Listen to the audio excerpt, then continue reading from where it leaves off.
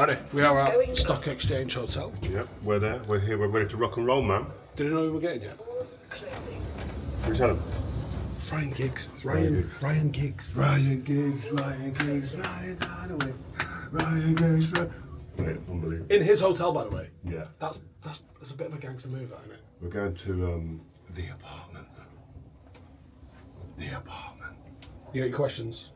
Yeah, you've briefed me fully. Yo. We're good? Doing that. Good to see you. Thomas? Hello mate, you alright? How's it going? Am I filming or are you filming? What's happening? You good? I was trying to get nooks, but you just absolutely pied me. What, Adam, give me some nooks. How you doing, mate? Alright. Give me some knuckles. How far are we on starting? Just have a think, like, what was your first bollocking like compared to your last bollocking? Yeah. And like, what was your last bollocking? Shall I have to Fergie bit again just to refresh my mind? Hasn't Giggs said he responded to one of Fergie's bollockings early doors, which meant that he always got bollocked then, rather than the arm around the shoulder?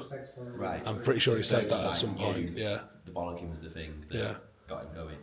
I'm going right. I'm sorry. Unbelievable. Are you right? You're right? Good? Yeah, good. Nice one. You're there. I'm here. How you doing? Yeah, good. What a game.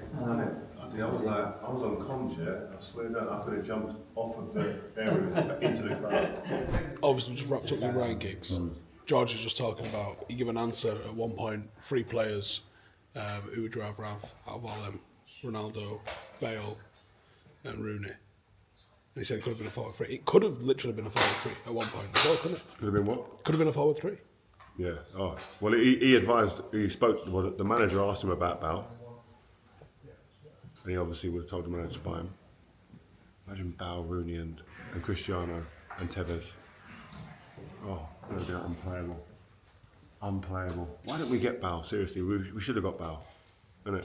When we had, Had a chance to get him. the 2 out of the 3 have played together.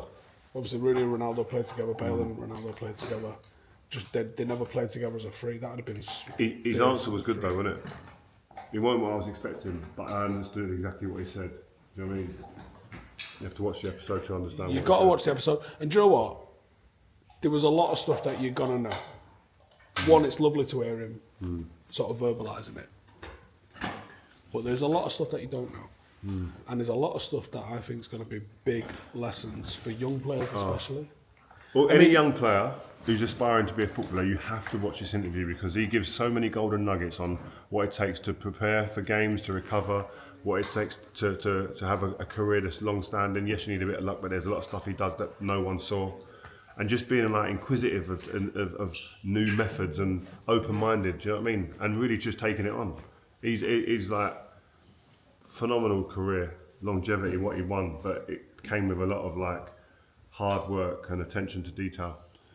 Yeah, and that comes across. Yeah. I mean, we've said it a few times. How do you end up being world class in 2 different positions? And it's not just 2 different positions. It's 2 different positions. What would the equivalent have been? Asking you to play fullback, maybe? No, it's probably still fairly similar. Maybe even worse. No, it might have been me going from a holding midfielder to a wing back. Yeah, or a 10. Centre back to a wing back probably would have been the equivalent. Yeah, because it was. For those who are too young, his game was vastly different, wasn't it? He literally went from like, I mean, there's not even really any wingers that were like him. Do you know who would I say he's like?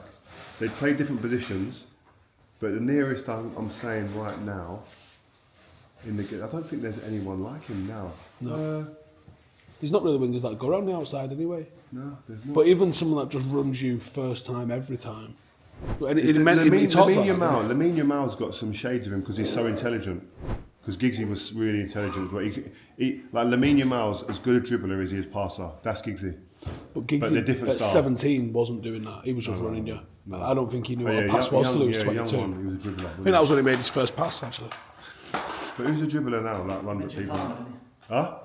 No. No. I don't run no one. Foden's made 100 more passes per game than Giggs ever made at this age. The difference is when he talks about it, which is these young players have to watch this bit massively. If he got the ball, I'll let him say, but he was all about getting the ball, turning and facing the defender and having the defender defend. None of this get it, recycle. No, not at all. And listen to what he says about that. It's a really good, insightful piece of how different the game is now. He did talk about Garnacho as well. Yeah.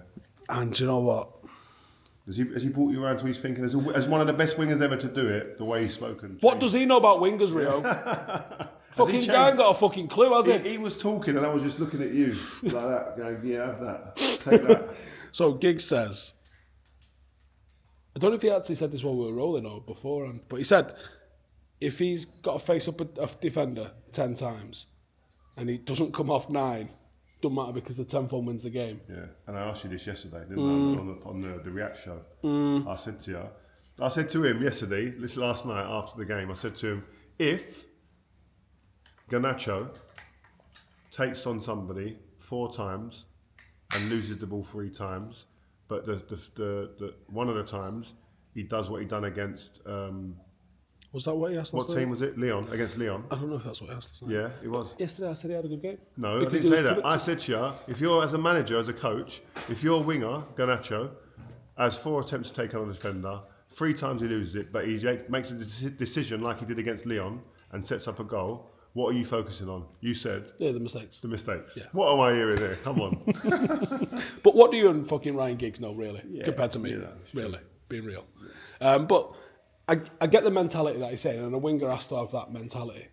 And if you are going on and winning the game, or if you've been as productive, the first touch and the cross that Garnacho did yesterday, perfect. That's Because exactly what my problem is, and this is why maybe you should take it in a little bit, is that if you're honing in on the mistakes of the player and that's what you're going to tell him and focus on, you're then going to make him fearful of making mistakes. And you can't have a winger just thinking, oh no, I can't make it. You've got to be a winger thinking, I'm going to try and beat him. If I don't, I'm going to go again.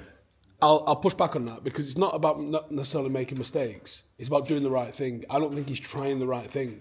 I think he's coming in and shooting for himself first. That's the issue. I think if he came in and he tried the pass to Ugarte 5 or 6 times and he failed, I think that's a different... Do you get what I'm saying? Yeah, that's a different vibe, innit? Yeah. Like if he's coming in and just smashing them over the bar, what are you doing? Especially when there's passes on.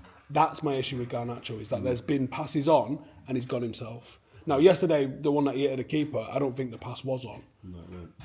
But can we make a better pass? To be fair, execution. He's hit the target, and I always say I don't get mad if you hit the target.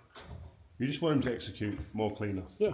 And if he's come in and he's had 4 shots, but 0 key passes, can we flip that narrative now? Can we make 4?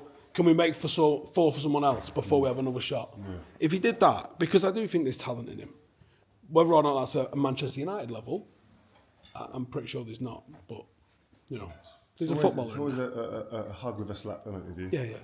It is what it is. Anyway, good interview. Cheers, mate. Yeah. Cheers. Go check it out because fucking Ryan Giggs don't talk, does he? Oh mate, unbelievable. I was nervous for this one. Really? Because you don't talk, you want to get it right. Do you know what I mean? And you want him talking. Giggs is quite a guarded, kind of that calm, laid back guy, but when he talks, like you're going to see, he has something to say. Go watch it. Hey, thank you for watching the video. If you are new around these parts, then don't forget to subscribe. My channel is proudly supported by my community on Patreon.